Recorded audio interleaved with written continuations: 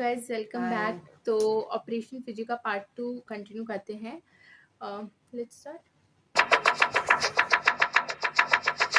नवंबर 1988 के मध्य में एजेंट अनुपम मलिक और संजीव सहगल एक्नोआ नाम की एक 25 वर्षीय महिला से मिलते हैं। ये महिला फिजी सरकार के विदेश विभाग में नौकरी करती थी और इसके मामा मामी न्यूजीलैंड में रहा करते थे।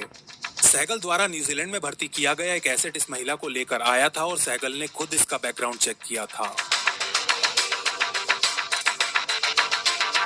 काफी देर चली बातचीत के बाद एक्नोआ R&AW के लिए काम करने को तैयार हो जाती है और उसके सुबह लौटने से 2 दिन पहले एजेंट मलिक उसे उसके मिशन के ऊपर डिटेल्ड ब्रीफिंग और हाई लेवल टारगेट्स की एक सूची भी दे देते हैं। फिजी वापस लौटने के बाद एक्नोआ को इन टारगेट्स के ऊपर इंटेलिजेंस इकट्ठा करके कोडेड भाषा में रिपोर्ट्स तैयार करनी थी और फिर इन रिपोर्ट्स को सुवा की ही एक बुक शॉप में पहले से निशान लगाई गई शेल्फ्स के अंदर छिपा देना था। इस पहले डबल एजेंट की भर्ती के ठीक 1 महीने बाद एजेंट कैलाश सिंह को फिजी के एक ऐसे बहुत ही वरिष्ठ सिविल कर्मचारी के बारे में पता चलता है जो रबुका के फौजी शासन से बहुत ज्यादा नाराज चल रहा था। फिलिप नाम का 55 वर्षीय फिजियन अधिकारी रबुका और उसके फौजियों से इतना ज्यादा नाराज हो चुका था कि अब कुछ भी करके फिजी छोड़ ऑस्ट्रेलिया में सेटल होना चाहता था, लेकिन उसकी समस्या ये थी कि उसके पास ऐसा करने के लिए पैसे नहीं थे।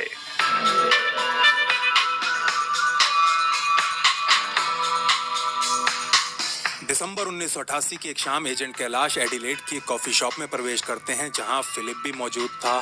टाइम पूछने का बहाना बना वो फिलिप के पास जाते हैं और फिर इधर उधर की बातें करना शुरू कर देते हैं।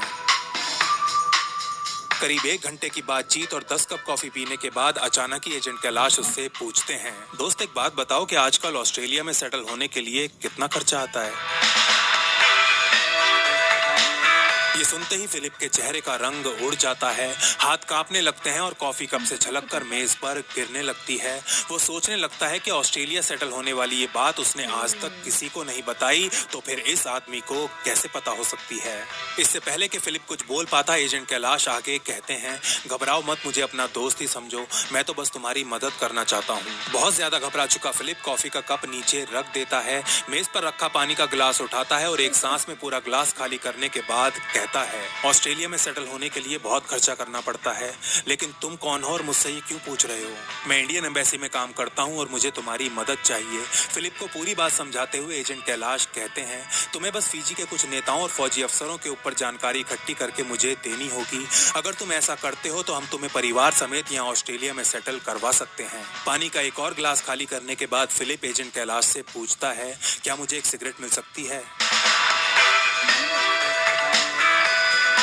एजेंट कैलाश फिलिप के ऊपर सारी जानकारी इकट्ठा कर चुके थे, लेकिन उनकी रिपोर्ट में धूम्रपान का कोई जिक्र नहीं था। इसीलिए थोड़े से अचंभित कैलाश फिलिप से पूछते हैं, तुम सिगरेट पीते हो? नहीं पीता नहीं हूँ, लेकिन पीता था। सिगरेट छोड़े मुझे पूरे 20 साल हो चुके हैं, लेकिन अभी के अभी अगर मुझे एक सिगरेट नहीं मिली तो मेरा ये सर टेंशन के मारे फट जाएगा। फिलिप जोर से चिल्लाता है और उस कॉफी शॉप में मौजूद सारी आंखें उसकी तरफ घूम जाती हैं। तभी अपने चेहरे पर नकली हंसी लाते हुए कैलाश पीछे वाली मेज पर बैठे एक आदमी से सिगरेट मांगते हैं और सुलगाकर फिलिप को दे देते हैं। सिगरेट पीते पीते फिलिप अपने आप से कुछ बड़बड़ाता रहता है। ये उसके लिए एक बहुत बड़ा निर्णय था। वो अच्छे से जानता था कि यदि वो पकड़ा गया तो रबुका प्रशासन उसके साथ साथ उसके पूरे परिवार को भी देशद्रोह के चार्ज में जेल के अंदर डाल देगा। अपनी सिगरेट खत्म कर मेज पर रखी एस्ट्रे में बुझाने के बाद फिलिप कैलाश से कहता है, ठीक है मैं तैयार हूँ।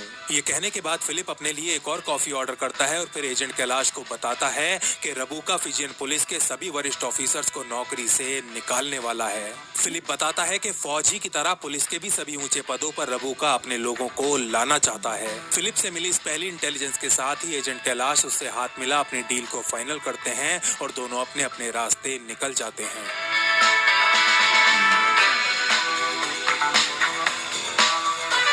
लगभग 1 महीने बाद फिलिप एजेंट कैलाश को एक पैकेट भेजता है। इस पैकेट में उन लोगों के नाम थे जिनको फिजियन आर्मी, पुलिस और दूसरे सरकारी विभागों में ऊंचे ऊंचे पदों के ऊपर नियुक्त किया जाना था। इसके अलावा फिलिप फिजी के एक ऐसे बहुत ही बड़े प्रेस मालिक का नाम भी भेजता है जो भारतीयों के प्रति सहानुभूति रखता था और थोड़ा सा प्रयास करने पर तीनों एवेंजर्स के कहे अनुसार खबरें छापने को भी तैयार हो सकता था।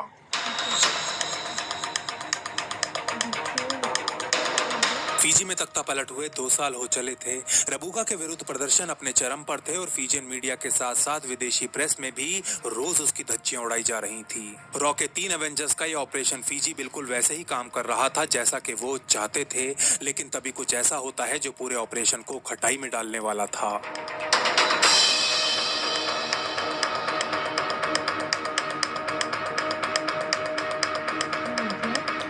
अगस्त 1989 की एक सुबह सिडनी के कमांड सेंटर में तीनों एवेंजर्स ऑपरेशन की क्लैंडस्टाइन रिपोर्ट्स का रिव्यू कर रहे थे कि तभी उनको बेंजामिन टेलर से कोडेड मैसेज मिलता है और जब एजेंट कैलाश इस मैसेज को डिकोड करते हैं तो उनके पैरों तले जमीन खिसक जाती है। इस मैसेज के अनुसार फिलिप और एक्नोवा उनके साथ धोखा कर चुके थे।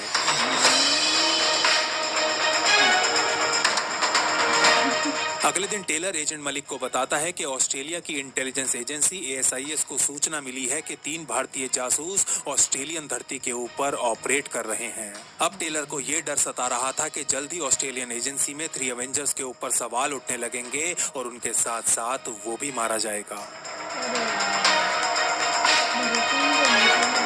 एजेंट मलिक के कहने पर टेलर ऑस्ट्रेलियन इंटेलिजेंस में अपने एक कॉन्टैक्ट से संपर्क करता है जो उसे बताता है कि एक्नोवा नहीं बल्कि फिलिप ने ये जानकारी लीक की है। हुआ कुछ यूं था कि फिलिप का एक जवान यूरोपियन लड़की के साथ अफेयर चल रहा था जो सुवा में ही रहती थी। अपनी इस खूबसूरत गर्लफ्रेंड को इम्प्रेस करने के चक्कर में फिलिप ने उसे ऑस्ट्रेलिया में सेटल होने और R&AW के साथ हुई अपनी डील के बारे में सब कुछ बता दिया था। अपनी गर्लफ्रेंड के साथ हुई इस बातचीत की अगली ही शाम रबुका के फौजियों ने फिलिप को उसके घर से उठा लिया था और फौज के साथ बिताए कुछ घंटों में ही वो 3 एवेंजर्स को डबल क्रॉस करने के लिए तैयार हो गया था।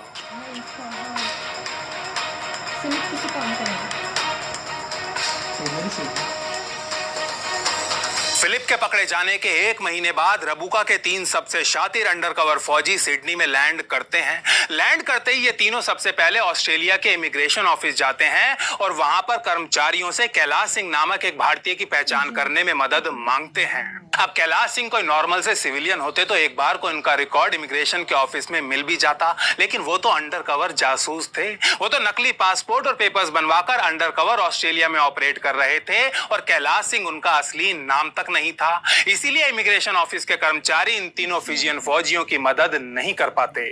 इसके बाद ये तीनों फिजियन एम्बेसी के एक ऑफिसर को पूछताछ करने के लिए भारतीय एम्बेसी भेज देते हैं, लेकिन वहां भी किसी कैलाश सिंह नामक भारतीय का कोई रिकॉर्ड नहीं मिल पाता। रबुका ने अपने इन तीनों फौजियों को बिल्कुल साफ आदेश दिए थे कि उन्हें कुछ भी करके R&AW के ऑपरेटिव्स को या तो एक्सपोज करना है या फिर न्यूट्रलाइज, और ऐसा करने के लिए उन्हें हर प्रकार की अनुमति, खुली छूट और सारी ऑप्शंस दी गई थी। लेकिन एक ऑप्शन जो उन्हें नहीं दी गई थी वो ये कि वो खाली हाथ अपने देश वापस नहीं लौट सकते थे। उधर रबुका के इन तीनों फौजियों की भनक लगते ही तीनों एवेंजर सिडनी के अपने बेस को रातों रात ताला लगा के सारे सबूत मिटा के मेलबर्न शिफ्ट कर जाते हैं। लेकिन ये तीनों जानते थे कि ऐसे भागते रहना इस समस्या का हल बिल्कुल नहीं है। शिकार चाहे कितना ही भाग ले, आज नहीं तो कल वो शिकारी के चंगुल में फंस ही जाता है। ये तीनों अच्छे से जानते थे कि यदि उन्हें इस समस्या से बचना है, निजात पाना है, तो उन्हें पलटकर शिकारी का शिकार करना होगा।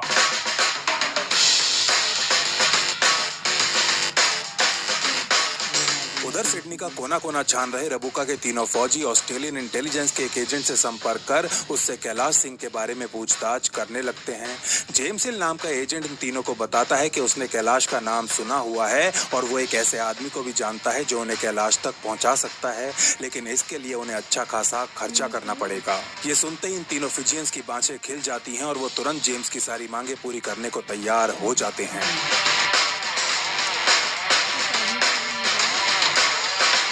अगले दिन रात को जेम्स हिल रबुका के तीनों ऑफिसर्स को सिडनी में स्थित एक सेफ हाउस लेकर जाता है।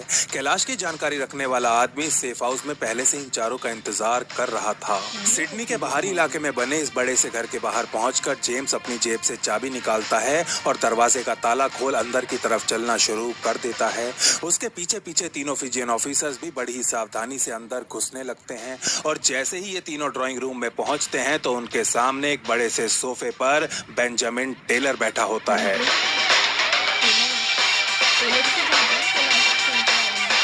चारों तरफ अच्छे से नजरें घुमाने के बाद रबुका के तीनों ऑफिसर्स टेलर के सामने वाले सोफे पर बैठ जाते हैं और जेम्स हिल टेलर के पीछे जाकर खड़ा हो जाता है। हाँ तो जेंटलमैन बताइए मैं आपकी क्या सेवा कर सकता हूँ। अपने हाथ में बियर का पॉइंट लिए टेलर इन तीनों से ये पूछता है तो इनमें से एक आदमी उत्तर देता है, हम रॉक एक एजेंट को ढूंढ रहे हैं जो आजकल कैलाश सिंह के नाम से यहाँ ऑस्ट्रेलिया में ही ऑपरेट कर रहा है। इस फिजियन ऑफिसर की ये बात सुन थोड़ी देर तक कुछ सोचने के बाद टेलर कहता है, ठीक है मान लो मैंने तुम्हें उस तक पहुंचा दिया तो फिर क्या, करना क्या चाहते हो उसके साथ। टेलर का ये सवाल सुन रबुका के तीनों फौजी एक दूसरे की तरफ देखने लगते हैं और कुछ सेकंड बाद फिर से वही आदमी उत्तर देता है, बस ऐसे ही कुछ सवाल जवाब करने हैं, वो क्या कर रहा है उसके साथ और कौन कौन है, बिल्कुल रूटीन से सवाल है, घबराने की कोई बात नहीं है। अच्छा अगर ये बात है तो उससे मिलने की क्या जरूरत है, ये सारी जानकारी तो मेरे पास भी है। अपनी बियर को मेज पर रखते हुए टेलर ये कहता है तो तीनों फिजियन ऑफिसर्स थोड़ा सा चौंक जाते हैं और इससे पहले कि वो कुछ बोल पाते टेलर आगे कहता है, कैलाश अकेला नहीं है, उसके साथ 2 और एजेंट्स हैं और रॉ में इन तीनों को 3 एवेंजर्स के नाम से जाना जाता है। सोफे से खड़े होते हुए टेलर अपनी बात आगे जारी रखता है, वैसे कैलाश से मिलने से कहीं अच्छा है कि तुम उसके बॉस से मिल लो, उसके पास तुम्हारे सारे सवालों के जवाब होंगे, बोलो क्या कहते हो। टेलर के मुंह से सुनहरे शब्द सुन रबुका के तीनों ऑफिसर्स मन ही मन खुशी के मारे गुलाटियां मारने लगते हैं।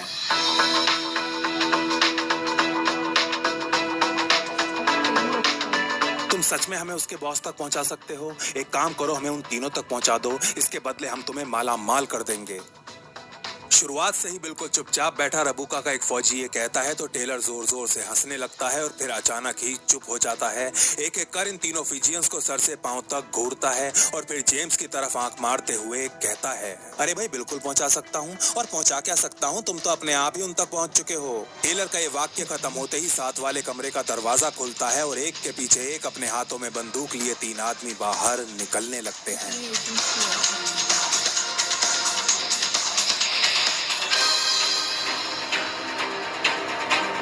इससे पहले कि तीनों फिजियंस कुछ समझ पाते अपनी कमर से गन निकालते हुए टेलर कहता है, जेंटलमैन यही हैं रॉ के वो एजेंट जिनको आप ढूंढ रहे थे, प्लीज मीट द 3 अवेंजर्स।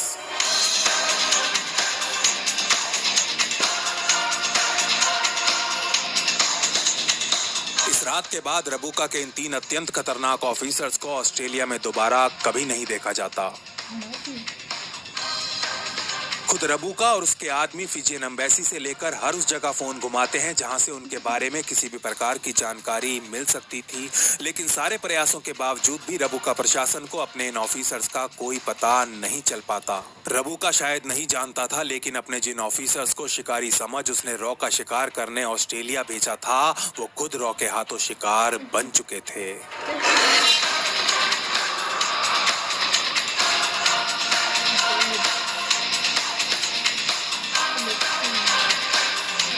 अब ऑपरेशन फीजी अपने चौथे चरण में प्रवेश कर जाता है और इस चरण के तहत R&AW फीजी के वरिष्ठ फौजी अफसरों के लिए अपनी तिजोरियों के मुंह खोल देती है।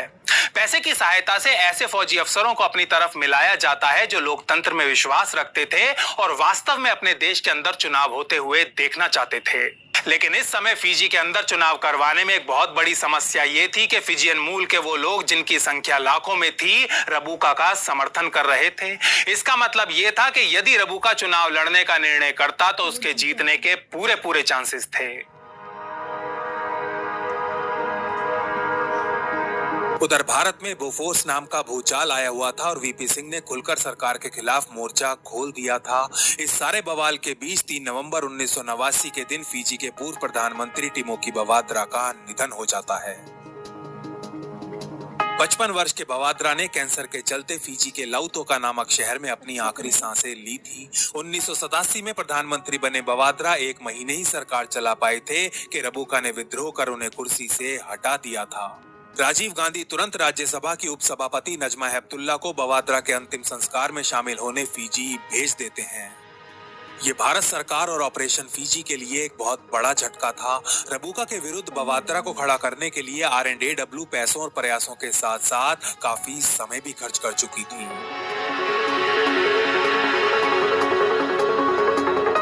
देखते ही देखते 1 और साल बीत चुका था।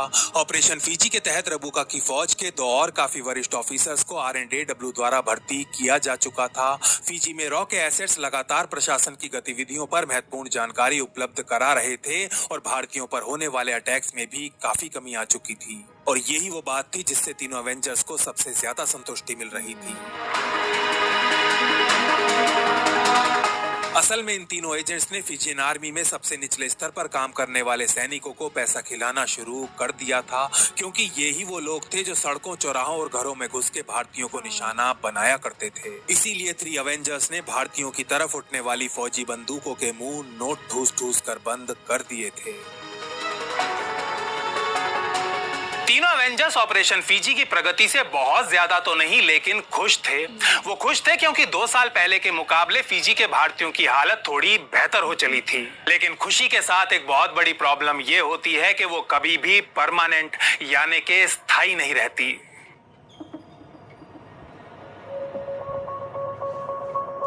अप्रैल 1990 में फिजियन आर्मी का एक अति वरिष्ठ अधिकारी मलिक को संदेश भेजता है कि रबू का इलेक्शंस करवाने का मन बना चुका है। वो खुद भी चुनाव लड़ेगा और उसका चुनावी मुद्दा होगा फिजी में रहने वाले भारतीयों को वापस भेजने के लिए कानून बनाना। ये संदेश मिलते ही तीनों एवेंजर्स के चेहरों पर एक मातम सा छा जाता है, लेकिन किसी तरह खुद को संभालते हुए agent Malik Fiji labour party के एक बड़े नेता को फोन करते हैं। भारतीय मूल के इस नेता का कोड नेम था त्रिशूल। एजेंट मलिक चाहते थे कि आने वाले चुनावों में त्रिशूल लेबर पार्टी के टिकट पर रबुका के खिलाफ चुनाव लड़े। अब उनका ये प्लान था तो बहुत अच्छा, लेकिन इसमें भी एक बहुत बड़ी समस्या थी और इस समस्या का नाम था आवी बवाद्रा। टिमोकी बवाद्रा की विधवा, जो अपने पति की मृत्यु के बाद से ही पार्टी को कंट्रोल कर रही थी और जिसको पार्टी में अच्छा खासा समर्थन भी प्राप्त था। आने वाले कुछ महीनों के दौरान त्रिशूल के पक्ष में समर्थन जुटाने के लिए सिडनी से एक ऑपरेशन चलाया जाता है। लेबर पार्टी में अपने कई एसेट्स का इस्तेमाल कर RNAW आवी बवाद्रा के दिमाग में त्रिशूल को पार्टी चीफ नियुक्त करने का आइडिया प्लांट करवा देती है। फिजी, ऑस्ट्रेलिया, न्यूजीलैंड और यूके की प्रेस में इस नेता की तारीफों से भरे लेख छपवाए जाते हैं और फिजी के कई शहरों में समर्थन रैलियां भी निकलवाई जाती हैं। अपने इस ऑपरेशन त्रिशूल को सफल बनाने के लिए एजेंट मलिक एड़ी से लेकर चोटी तक का सारा जोर लगा देते हैं। एक भी चीज को चांस पर नहीं छोड़ते और उनकी ये मेहनत रंग भी लाती है। 1990 के अंत में आवी बवाद्रा के प्रस्ताव पर त्रिशूल को लेबर पार्टी का नया चीफ नियुक्त कर दिया जाता है। इसका मतलब यह था कि यदि अब किसी तरह चुनाव लेबर पार्टी के पक्ष में चले जाएं, तो एक भारतीय मूल का व्यक्ति फिजी का प्रधानमंत्री बन सकता था। जून 1991 में 43 वर्षीय सितिवेनी रबुका SVT नामक एक राजनीतिक दल बना घोषणा करता है कि चुनाव अगले साल यानी कि 1992 में करवाए जाएंगे। चुनावों में फौजी प्रशासन द्वारा भरपूर हेराफेरी किए जाने के बावजूद भी रबुका की पार्टी पार्लियामेंट की 70 सीटों में से केवल 30 पर ही जीत पाती है। इसका मतलब यह था कि रबुका दूसरी पार्टियों से समर्थन लिए बिना सरकार नहीं बना सकता था। इधर चुनाव के नतीजे आते हैं और उधर एजेंट मलिक लेबर पार्टी में अपने एक भारतीय मूल के एसेट को एक्टिवेट कर देते हैं। रबुका से मिल रॉ का यह एसेट प्रस्ताव रखता है कि लेबर पार्टी केवल एक ही शर्त पर उसको समर्थन दे सकती है कि प्रधानमंत्री बनने के बाद वो संविधान में किए गए उन सभी बदलावों को वापस ले लेगा जो भारतीयों के साथ भेदभाव करते हैं। रबुका ये डील स्वीकार तो कर लेता है, लेकिन प्रधानमंत्री बनने के बाद संविधान में बदलाव लाने के प्रस्ताव को बार बार टालता रहता है। लेकिन क्योंकि उसकी सरकार लेबर पार्टी के समर्थन पर खड़ी हुई थी, इसीलिए भारतीयों के साथ होने वाले अत्याचार लगभग खत्म हो चुके थे और भारतीयों से नफरत करने वाला प्रधानमंत्री रबुका अब चाहते हुए भी उनके खिलाफ कोई खास कार्यवाही नहीं कर पा रहा था। फिजी में लेबर पार्टी के समर्थन वाली सरकार बन चुकी थी, लेकिन इसका मतलब ये कतई नहीं था कि RNAW के एसेट स्लीप मोड में चले गए थे। रबुका प्रशासन और दूसरे विभागों में ऑपरेट कर रहे RNAW के सारे एसेट्स अभी भी पूरी तरह एक्टिव थे और प्रशासन में चल रहे घोर भ्रष्टाचार के ऊपर इंटेलिजेंस इकट्ठा करने में लगे हुए थे।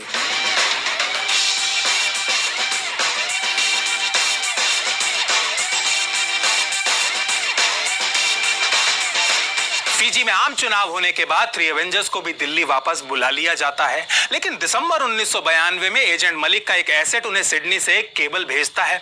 इस एसेट का कोड नेम था ब्रेडी और अपने इस केबल में उसने थ्री एवेंजर्स को बस इतना ही संदेश दिया था कि जल्द से जल्द पहली फ्लाइट पकड़ के सिडनी आ जाओ।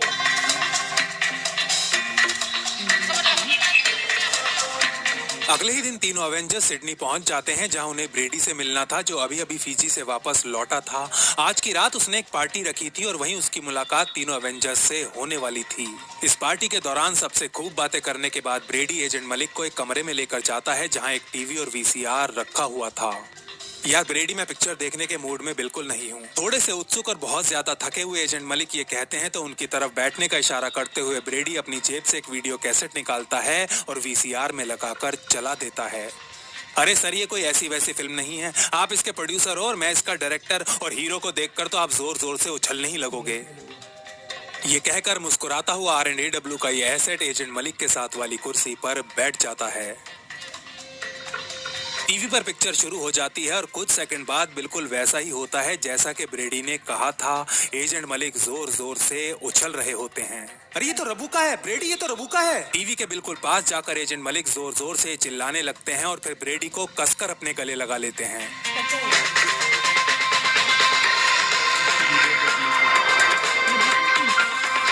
मेड इन जापान टीवी पर चल रही इस पिक्चर में फीजी का प्रधानमंत्री सितिवेनी रबूका बिल्कुल नग्न अवस्था में एक जवान महिला के साथ सेक्स करता हुआ दिखाई पड़ रहा था। और मजे की बात ये थी कि ये महिला किसी भी एंगल से मिसेस रबूका नहीं लग रही थी।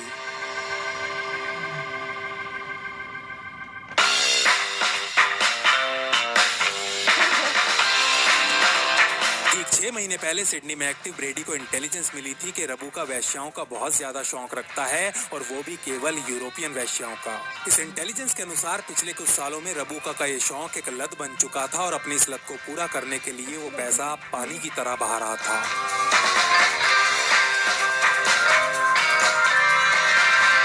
ये इंटेलिजेंस मिलते ही ब्रेडी इस काम को करने वाली यूरोपियन मूल की महिलाओं से मिलना शुरू कर देता है, और इसी दौरान मेलबर्न में उसकी मुलाकात एक अत्यंत खूबसूरत महिला से होती है, जो अपने 6 लोगों के परिवार को पालने के लिए मजबूरी में ये काम कर रही थी। 26 वर्षीय इस महिला का नाम लिली था और इसकी कहानी में एक अवसर को भांपते हुए ब्रेडी ने रोज इससे मिलना शुरू कर दिया था। ब्रेडी और लिली को मिलते हुए कुछ हफ्ते हो चले थे। ब्रेडी रोज रात को उसे एक 5 सितारा होटल के कमरे में लेकर जाता और अगले दिन सुबह उसे उसके घर वापस छोड़ देता। ऐसी एक रात थोड़ी हिम्मत कर ब्रेडी लिली के सामने अपना प्रस्ताव रख देता है। वो उससे कहता है कि यदि वो फीजी जाकर उसका एक काम करती है तो उसे जीवन में कभी भी दोबारा अपने आप को बेचना नहीं पड़ेगा। ब्रेडी का प्रस्ताव सुन बहुत बुरी तरह घबरा चुकी लिली कुछ घंटों की बातचीत के बाद उसका एक काम करने के लिए तैयार हो ही जाती है। अगले कुछ हफ्तों तक लिली को स्पाई टेक्निक्स और सेल्फ डिफेंस के ऊपर ट्रेनिंग देने के बाद ब्रेडी उसके साथ फिजी की राजधानी सुवा के लिए निकल जाता है।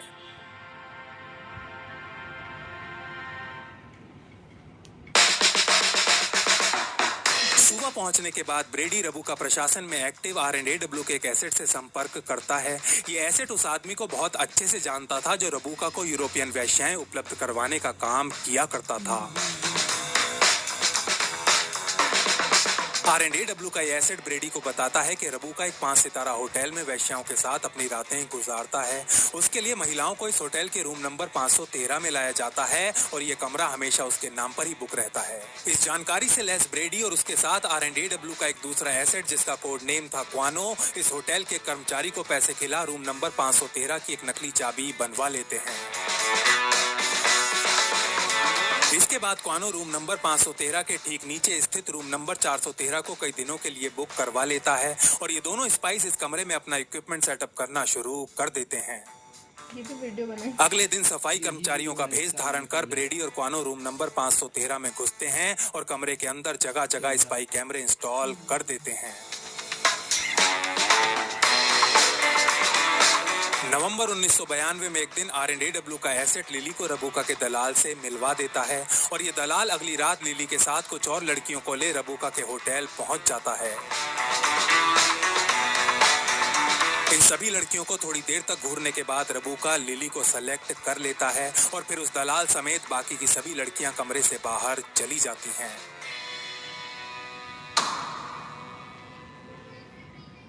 I did a lot of bad things, and never did I give in. इसके बाद इस 5 सितारा होटल के रूम नंबर 513 में जो भी घटता है, नीचे वाले कमरे में बैठे ब्रेडी और क्वानो उसका लाइव ट्रांसमिशन देख रहे होते हैं।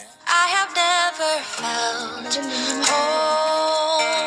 कामदेव के वश में आ चुके रबूका को इस समय ये नहीं पता था, लेकिन वो दुनिया के सबसे पहले बिग बॉस का हिस्सा बन चुका था और इसके रिलीज होने के बाद उसकी टीआरपी ऊपर नहीं बल्कि नीचे जाने वाली थी।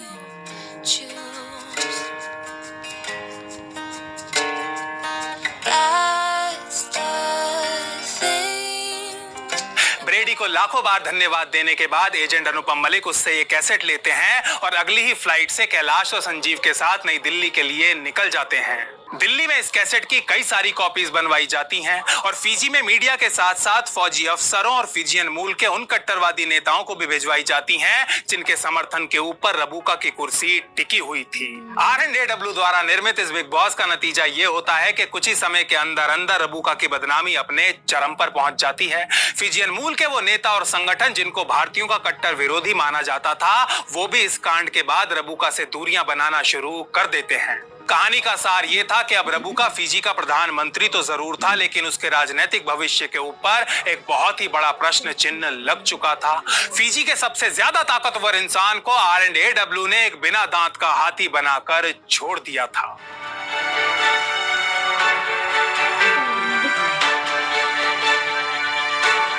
कुख्याति की सारी सीमाएं पार कर चुका रबूका 1999 में अपना कार्यकाल पूरा कर लेता है। दोबारा चुनाव होते हैं और जहां इस बार फिजी लेबर पार्टी 70 में से 37 सीटों पर जीत हासिल करती है, वहीं रबूका की पार्टी केवल 8 सीटों पर सिमट कर रह जाती है।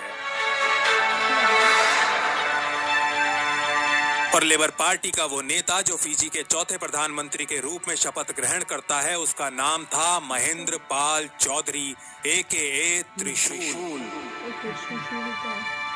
ये लास्ट में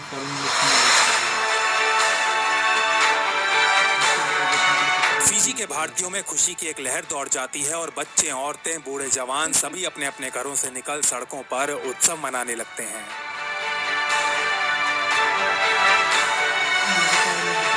ये वो समय था जब भारत में प्रधानमंत्री, विदेश मंत्री और रॉ चीफ तीनों ही बदल चुके थे, लेकिन 3 अवेंजर्स अभी भी अपना काम कर रहे थे।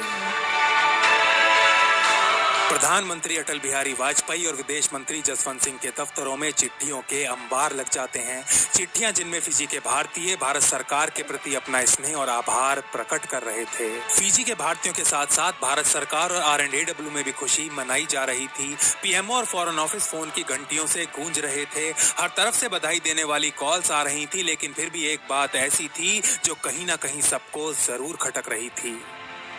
ये दिन देखने के लिए प्रधानमंत्री राजीव गांधी आज इस दुनिया में नहीं थे।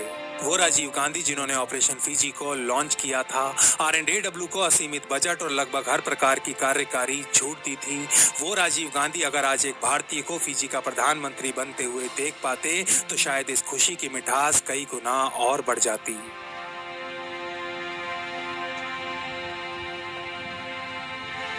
जल्द ही ऑपरेशन फिजी की फाइल को आधिकारिक रूप से बंद कर दिया जाता है। लगभग 12 साल चले इस ऑपरेशन के दौरान भारत और भारत की राजनीति में कई बदलाव आए, कई घोटाले हुए। 5 प्रधानमंत्री और 12 विदेश मंत्री बदल गए। RNAW के 5 चीफ आकर चले गए, लेकिन अगर कुछ नहीं बदला तो वो थे द 3 अवेंजर्स।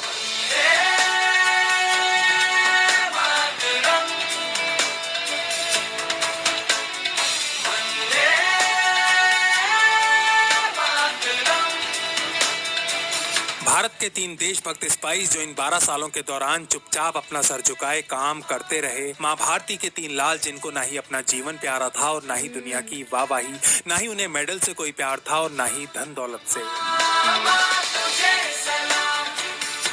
12 सालों तक अपने परिवार, अपने आराम को साइड में रख दिन रात मेहनत करने वाले इन 3 अवेंजर्स को केवल 2 ही चीजों से सच्चा प्यार था, भारत राष्ट्र की यह धरा और इस धरा से जुड़े देशवासी।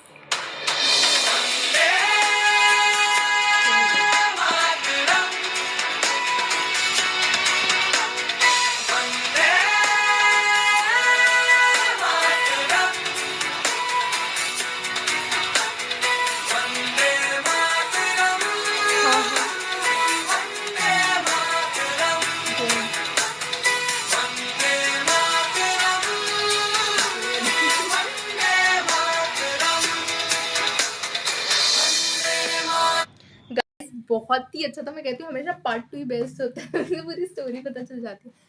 बहुत अच्छा था। मैं तो ये देख रही हूँ 12 साल कितने ज़्यादा होते हैं। बोल तो रहे हैं 12 साल में सब कुछ छोड़ दिया था, अपना परिवार भी और अपना ऐश आराम भी और सब कुछ। बहुत 12 तो साल मतलब कि अगर आप मान लो 30 इयर्स में अगर आप हो तो 30 42। हाँ 42 ईयर के हो भाई गए हो। गॉड। पर इसमें एक चीज बहुत लाइक ऐसे डिसहार्टेंड था कि मतलब कि राजीव गांधी जी ने उसको like Congress to be no doubt Rajiv Gandhi तक एकदम अच्छी थी। उसके बाद से फिर ये छोड़ो तो राजीव गांधी उस समय जिंदा नहीं थे, ये बहुत वो हुआ। पर खैर जो भी था, इन्होंने बोला ना कई प्रधानमंत्री बदले और फॉरेन मिनिस्टर्स चेंज हुए, जैसे अटल बिहारी वाजपेयी जी आ गए थे, पर ऑपरेशन नहीं रुका। ये एक बहुत अच्छी चीज है। अपने रॉ को वो नहीं होता कि गवर्नमेंट में कौन है। हाँ जैसे ये ऑपरेशंस हो, कई सारे ऑपरेशंस पे लाइक डेडिकेटेड मूवी बननी चाहिए, लाइक ट्रू। जैसे चाइना में लाइक ऑपरेशन रेड सी, ऑपरेशन मैकॉन्ग, ऐसे कर करके मूवियां बनती है। हाँ कोरिया बनाता है ऑपरेशन लाइक नो डाउट ये वीडियो भी बहुत अच्छा था, बहुत अच्छी तरीके से एक्सप्लेन किया था, बट वो है ना मूवी में एकदम अच्छे से हो जाता है। और मैं तो पूरी ग्लोबल दुनिया को पता चलता है इसके बारे में। मैं तो ये देख रही हूँ वो कितना धोखेबाज निकला फिलिप, जिसे धोखा दे दिया इस उसने। स्टोरी का एक ही क्रक्स था, लाइक जहाँ पे लड़की इन्वॉल्व हो गई, उसने लड़की के आगे उगला था। हाँ उसके सैनिक ने उगला था, यूरोपियन गर्लफ्रेंड के। नहीं, सबसे पहले जिसने कॉफी पी थी वो उसने नहीं उगला, उसने उसके उसके दोस्त मतलब उसका कोई सैनिक था, वो उसकी बोल रहे थे कोई ना सैनिक या दोस्त था उसका। हाँ उसके अपनी गर्लफ्रेंड के सामने उगला। फिलिप ने भी उससे, पर फिलिप ने भी उसको बताया ना, तो ये फिलिप ने धोखा किया। ये नहीं होना चाहिए था। मैं तो यहाँ पे शॉक लास्ट में जो हुआ उसके साथ, उसमें हाँ। और मैं ये मेरा डाउट था, अगर वो जो रुबैको था, जो भी नाम था, अगर वो लिली को नहीं चुनता तो और कोई भी था, बट कैमरा तो था ना, ये एक अच्छी चीज है। कैमरा ऑलरेडी था वहाँ पे, कोई भी चुन लेता वो। पर ये है कि लिली को लाइक उन्होंने ट्रेन किया था ना, ट्रेंड किया था। ट्रू। और मैं तो देख रही हूँ कि रॉ को क्या क्या करना पड़ा उसकी लाइक रिस्पेक्ट और वो सब गिराने के लिए, नहीं तो ऐसे वीडियो टेप वायरल करना। नहीं मेहनत भी फिर दिन रात और एक करना सिक्योरिटी भी पड़ता तो है। होगी ना उसके रूम में 513 में, ऐसी थोड़ी ना कोई नकली चाबी बना दी, कैमरा सेटअप कर दिया, हो उसके गया। लिए पैसे जितने ज्यादा भाग गए थे वो तो अलग ही थे। लाइक इससे पता चलता है कि कुछ भी लाइक चीज होती है दुनिया में, उसके पीछे बहुत कुछ हो चुका होता है, बैकग्राउंड रिसर्च चल रही होती है, अभी भी चल रही होगी। और देखो रॉ को कितनी वो रिसर्च करनी पड़ती है। रॉ ने पूरी डिटेल की, क्या करता है इंसान, कहाँ पे जाता है, क्या करता है। तो उन्होंने बोला ना, जब उन्होंने सिगरेट बोल के बोला तो वो शॉक हो गया कि ये तो हमने लिखा नहीं था कि स्मोकिंग भी करते हैं। जन्म कुंडली निकाली गई थी उस बंदे की। ट्रू। सभी का होता है आई थिंक ऐसे, सभी का जिस पे नजर रखनी होती है। हाँ। और रुबैको, इसको भी क्या पता है, अगर रुबैको की सरकार गिरती, पर अच्छा वो गिर गई। इनकी सरकार गिरती नहीं अगर ये लड़कियों का चक्कर नहीं होता। अगर इनकी सरकार नहीं गिरती तो लाइक फिजी के मन में वही फिजियंस के मन में वही हेटेड होती। लाइक उनके लीडर के जाने के बाद थोड़ा बहुत इंटरमिक्सिंग शुरू हुई, थोड़ा इंडियंस और उनकी। पर अभी लास्ट में देख के बहुत खुशी हुई कि वो बोल रहे हैं ना कि मेजॉरिटी ऑफ जो भी है फॉरेन, उसमें वो इंडियंस है, एग्जीक्यूटिव में इंडियन है। अभी इंडिया और फिजी के कैसे रिलेशंस है? अभी तो ऑफ कोर्स अच्छी होंगी। नहीं मतलब बहुत अच्छे हैं कि हाँ ठीक है, ट्रेड लाइक अच्छे हैं, मगर ट्रेड कैसे करेगी? लाइक छोटा सा आइलैंड है तो इकोनॉमी कितनी होगी? मतलब अभी तो कुछ नहीं है ना। पर एक चीज ये अच्छी थी कि जब उन्होंने लेबर पार्टी के साथ कोलैबोरेट किया, लाइक जो भी होता है अपने जो गठबंधन जो कहते हैं वो किया, तो पर वो 5 साल का सोल्यूशन था ना, 5 साल का इलेक्शन। हाँ बट ये चीज अच्छी थी कि उनको मजबूरन लाइक फोर्सफुली उनको ये करना पड़ता कि उनको इंडियंस पे और लाइक वो नहीं करनी एट्रोसिटीज, क्योंकि लाइक कोलैबोरेशन में थी ना सर गवर्नमेंट, इसलिए ये बहुत अच्छा था। और ये एक और चीज बहुत अच्छी लगी जिसमें कि ये बोल रहे थे कि भले ही सरकार बदल गई लेकिन रॉ के एजेंट्स अभी भी उन पे नजर रख रहे थे कि क्या करप्शन हो रहा है। लास्ट में रॉ को कुछ लाइक मिला भी नहीं उन 3 एजेंट्स को। हाँ मेडल्स नहीं मिलते यार, पैसा तो छोड़, अगर पैसे के लिए वो होते तो वो इसमें चाहते ही नहीं। मेडल वगैरह कुछ तो मिलना चाहिए उनको, बहादुरी का बेचारों को, क्योंकि अपनी जान हथेली पे भी रखते हैं, परिवार से भी दूर रहते हैं। हाँ रिकॉग्नाइजेशन मिलता है, नेक्स्ट ऑपरेशन नहीं हो पाता। हाँ नहीं हो पाता एग्जैक्टली, लाइक पूरे ग्लोबल के आगे। हाँ ये भी बहुत बहादुरी का काम होता है। खैर वीडियो बहुत अच्छी थी, जिसके से भी रिकमेंड की, thank you so much. Finally अभी अपलोड हो जाएगी, तो अगर आपको वीडियो अच्छी लगे तो नीचे, अगर अच्छी लगे तो कमेंट कीजिए। तो जब तक के लिए जय